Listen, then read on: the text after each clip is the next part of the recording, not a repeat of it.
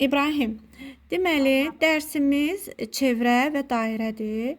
Çevrə nədir? Çevrə bildiyimiz kimi müstəvi fiqurdur və çevrənin müstəvinin daha doğrusu hər hansı bir nöqtəsindən, müstəvinin üzərində bir nöqtə götürürük.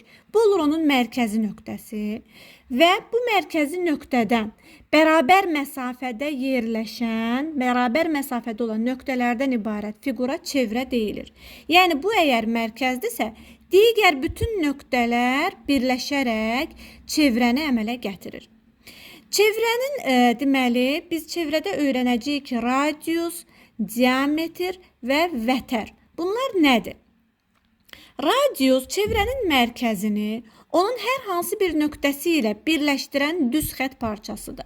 Bax, bu oldu radius. Yəni bu əgər O nöqtəsidirsə, bu da A nöqtəsidirsə, OA bir radiusdur və bütün radiuslar bir-birinə bərabərdir. Radius, məsəl üçün, burada mən başqa bir radius çəksəm, buna da B desəm, demək ki, OA bərabər olur OB-yə. Çünki dedik ki, bütün radiuslar bir-birinə bərabərdir. Radius çevrənin mərkəzini onun istənilən nöqtəsi ilə birləşdirən düz xətt parçasıdır. Bəs diametr nədir?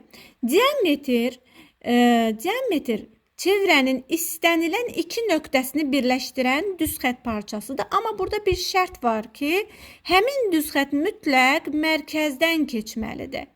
Mərkəzdən keçən və çevrənin istənilən iki qarşı nöqtəsini birləşdirən düz xətt parçasına diametr deyilir.